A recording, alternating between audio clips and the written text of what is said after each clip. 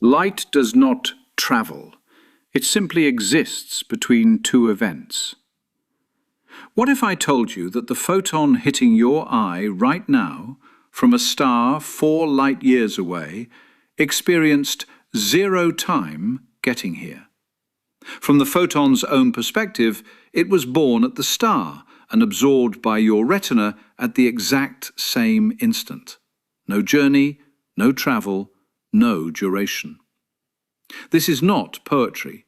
It is what the mathematics of special relativity explicitly tells us. A particle moving at the speed of light has its entire timeline collapsed into a single frozen moment. The very concept of moving through space requires time to pass, but for light, time does not pass. So the question we must ask, and almost nobody asks, is this. If a photon experiences no time, no distance, and no journey, can we honestly say it is moving at all? Or is movement itself the wrong word? The speed of light is not a speed. It is the geometry of space-time itself. When Einstein gave us 299,792,458 meters per second, we all nodded and called it a cosmic speed limit. But that framing is completely backwards. C is not a speed like the speed of a car or a bullet. It is a conversion factor, a ratio that tells you how much time is equivalent to how much space. It is baked into the very shape of the universe, the way a right angle is baked into the geometry of a square. You cannot break the speed of light for the same reason you cannot have a triangle with 4 sides. It is not a rule imposed on objects. It is the rule that defines what distance and duration even mean. Light does not obey c. Light is the expression of c. This distinction changes everything about how you understand reality. You are always moving at c, through space-time, not just space. Here is the part that should keep you awake at night. Every single object in the universe, including you, sitting still right now, is moving through space-time at exactly the speed of light. Always, without exception. If you are completely stationary in space, all of that motion goes into time. You age at maximum rate.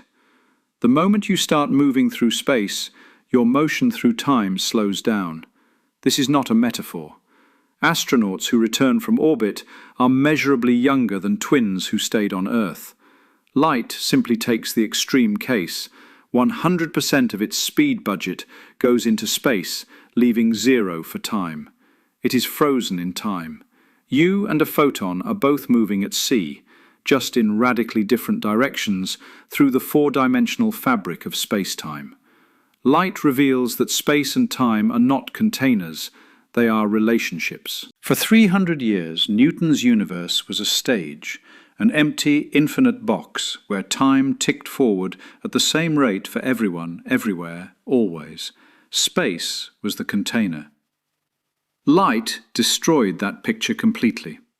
What we now know is that space and time are not things that exist and then have stuff happen inside them. They are the relationships between events. 2 observers moving at different speeds will measure a completely different length for the same object and a completely different duration for the same event. There is no true answer. Both are correct in their own frame. Space contracts, time dilates, and the only thing that stays constant across every single observer, no matter how fast they move, is the speed of light. Light is not constrained by space-time. Light defines the boundaries of space-time itself. The electromagnetic field does not need space to carry light. It is the medium. For a long time, scientists were terrified by a problem. Sound waves need air. Ocean waves need water. What does light need? They invented a substance, the luminiferous ether, and spent decades trying to find it. Michelson and Morley ran the most famous failed experiment in history trying to detect it. It does not exist. But here is the shocking replacement truth. Light is a self-propagating disturbance in the electromagnetic field. And the electromagnetic field is not floating inside space. It is a fundamental property of space itself. When an electric charge accelerates, it disturbs the field, and that disturbance propagates outward as light. There is no carrier. The field is everywhere, always. Light does not move through a medium. It is the field talking to itself across geometry that has no physical gap to cross. Quantum mechanics says light is not a wave or a particle. It is a probability smeared across all paths simultaneously. If the relativistic view of light has not broken you yet, quantum mechanics is waiting with a hammer. In quantum field theory, light does not travel from A to B. Instead, a photon simultaneously takes every possible path between 2 points, through walls, around galaxies, backwards in time, and the paths interfere with each other like overlapping ripples on a pond. The path we observe is simply the one where all those overlapping quantum amplitudes reinforce rather than cancel. This is the Feynman path integral, and it means the photon you detect was not in one place moving forward. It was a superposition of infinite trajectories, collapsing into a single observed event only at the moment of detection. There is no journey. There is no trajectory.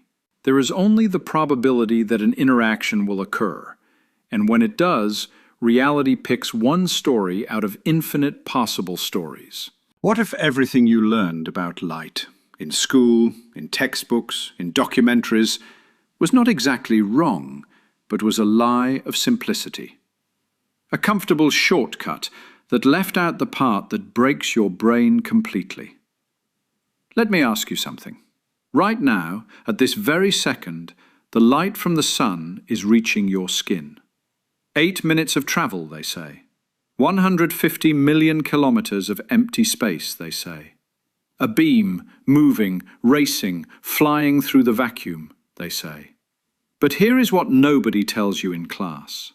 That photon, the one that just touched you, experienced none of that journey.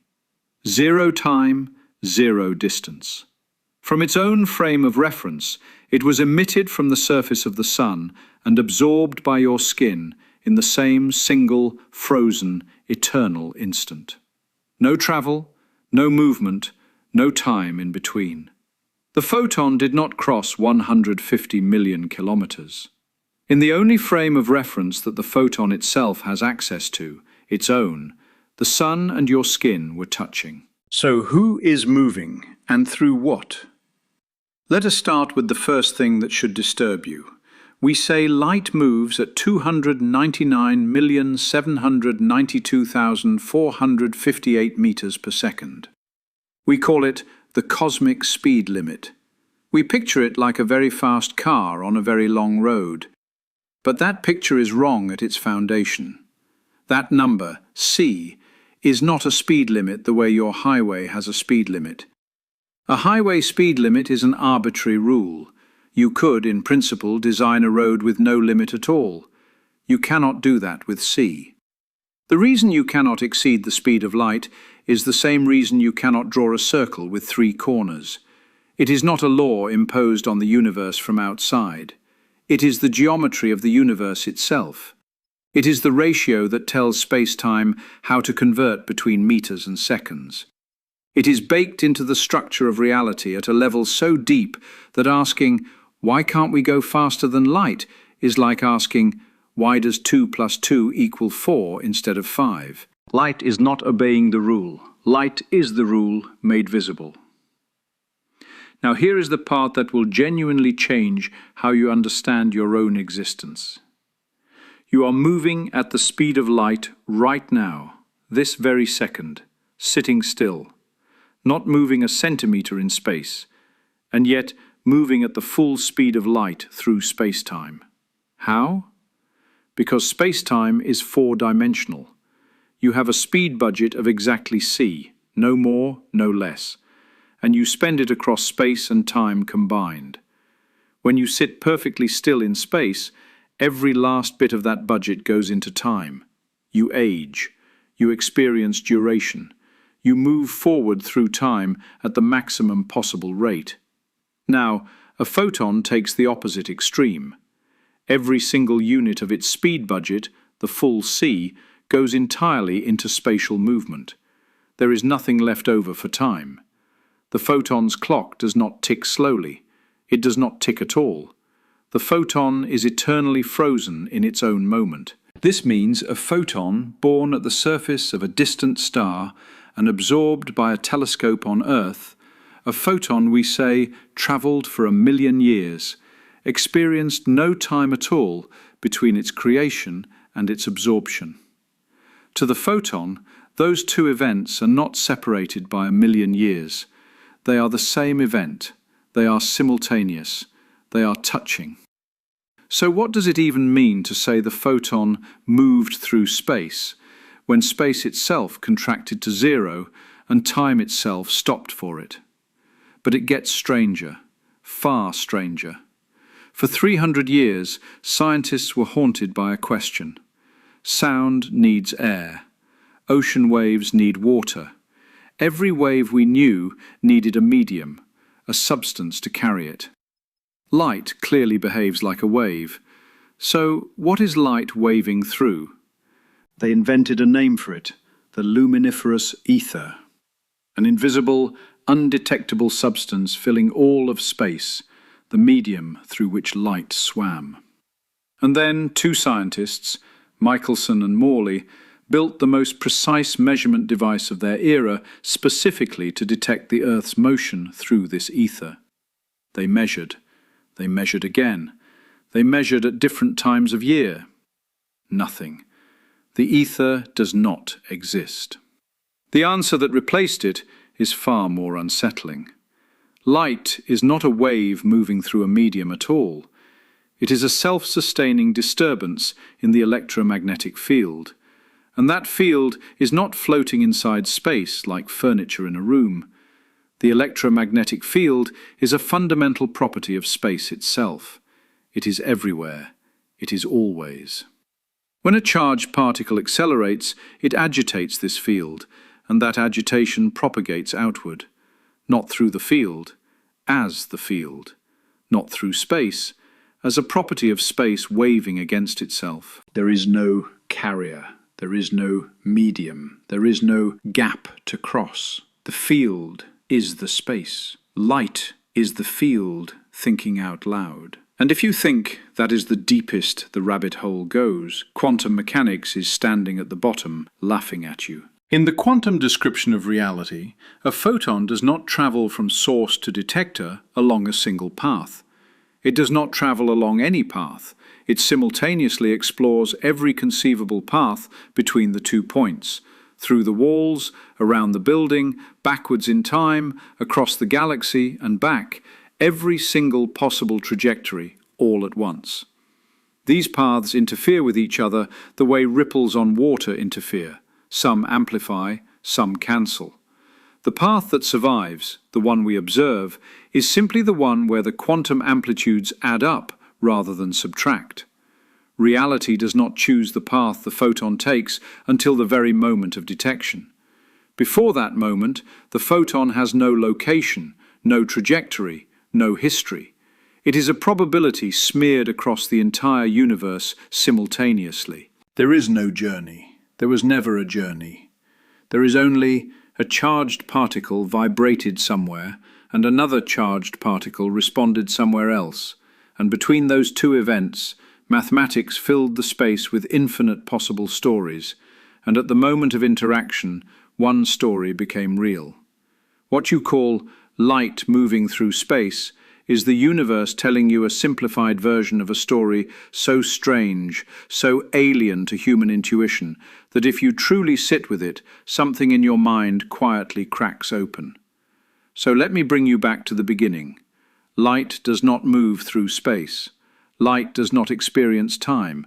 Light is not a thing travelling between two places. It is the geometry of space-time expressing itself.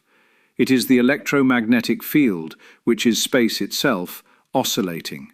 It is a quantum probability collapsing into a single event at the moment two parts of the universe interact. What we call the speed of light is not the speed of a thing.